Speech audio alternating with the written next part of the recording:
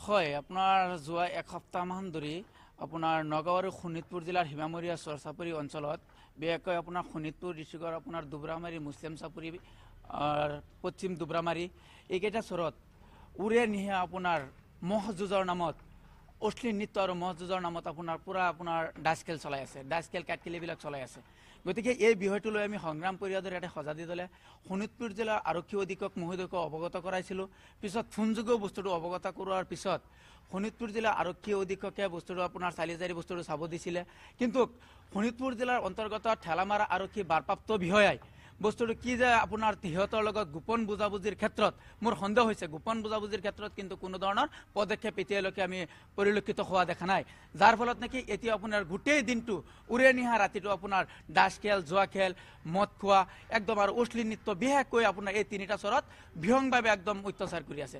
গতিকে তাৰ পৰা সকলো ৰাইজে আমাক বস্তুটো অৱগত কৰাইছে।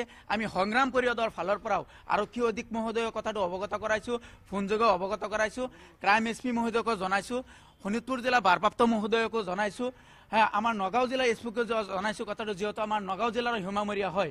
গতিকে আমি সংগ্ৰাম পৰিষদৰ ফালৰ পৰা অসমৰ মাননীয় মুখ্যমন্ত্ৰী হিমন্ত বিশ্ব শৰ্মা ডাঙৰীয়া, আৰক্ষী সঞ্চালক প্ৰধান হৰমিত সিং ডাঙৰীয়াকো বস্তুটো হস্তক্ষেপ বিচাৰিছোঁ, যাতে অতি সোনকালে এই আপোনাৰ যিকেইটা জোৱা খেল, আপোনাৰ নৃত্য, অশ্লীল নৃত্য, মহৰ যুঁজৰ নামত উদ্ভণ্ডালি চলি আছে, অতি শীঘ্ৰেই বন্ধ কৰিবলৈ আমি সংগ্ৰাম পৰিষদৰ ফালৰ পৰা দাবী উত্থাপন কৰিছোঁ।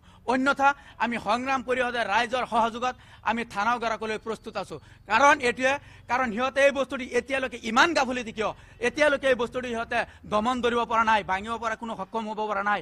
গতিকে আমাৰ সন্দেহ হয় নিশ্চয় শোণিতপুৰ জিলা প্ৰশাসন এই আপোনাৰ ডাচ খেল জোৱাৰীসকলৰ বিৰুদ্ধে গোপন বুজাবুজি আছে, যাৰ ক্ষেত্ৰত নেকি সিহঁতে বিফলতা হৈছে। এটা কথা চিন্তা কৰক, বৰ্তমান আপোনাৰ অসম চৰকাৰে পঞ্চায়ত নিৰ্বাচন আহি আছে, যাৰ ক্ষেত্ৰত নেকি আপোনাৰ সৰু সৰু ছাত্ৰ ছাত্ৰীৰ বৰ্তমান হায়াৰ ছেকেণ্ডেৰী মেট্ৰিক পৰীক্ষাৰ ফলত আপোনাৰ ইলেকশ্যন পিছুৱাই দিছে। তাৰ পৰিপ্ৰেক্ষিতত দেখা গৈছে যে কিছুমান ঠাইত এই তিনিটা চৰত বিশেষকৈ জোৱা খেল, আড্ডা, উৰে নিশা, মহৰ যুঁজ, অশ্লীল নৃত্য, গানৰ চলাই আছে। গতিকে দুৰ্ভাগ্যজনক কথা।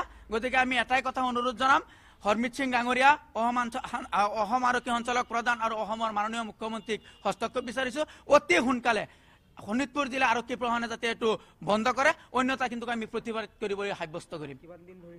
প্ৰায় এই যোৱা এসপ্তাহ ধৰি হৈ আছে, দিনে ৰাতি গোটেই দিনখন চলি থাকে। গতিকে আমাৰ এটা সন্দেহ হয়, সিদিনা মই ফোন কৰাৰ পিছত আহিছিলে, অহাৰ পিছত এনেকৈ আহে চাগে, ফোন কৰি আহে চাগে যে বস্তুটো তেতিয়া নাইকিয়া হৈ যায়, পিছত আকৌ সিহঁতে ইয়াৰ পৰা ওলাই যোৱাৰ লগে লগে আকৌ আৰম্ভ হৈ যায়। গতিকে সেইটো কাৰণে আমাৰ এটা মানে সন্দেহ হৈছে যে নিশ্চয় সিহঁতৰ গোপন বুজাবুজি আছে।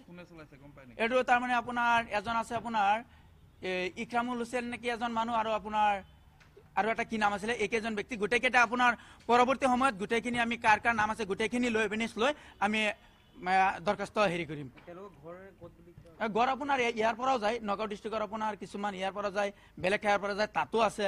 বিশেষকৈ আপোনাৰ এটা কথা অৱগত যে আপোনাৰ এই যোৱা দুদিন হ'ল ইয়াৰ পৰা আপোনাৰ মুছলিম চাপৰি এজন ছোৱালী মাইকী মানুহে এটা নিউজ ওলাইছিলে, বাতৰি ওলাইছিলে, পুলিচৰ পোছাক পিন্ধি পুলিচ বোলে আগে আগে গৈ আছে, পিছফালে বোলে দাৰে আপোনাৰ গড় চৰ কোবাই একদম পুৰা ডেস্ক মেক্স গপ একদম ভাঙি দিছে, কাটি দিছে।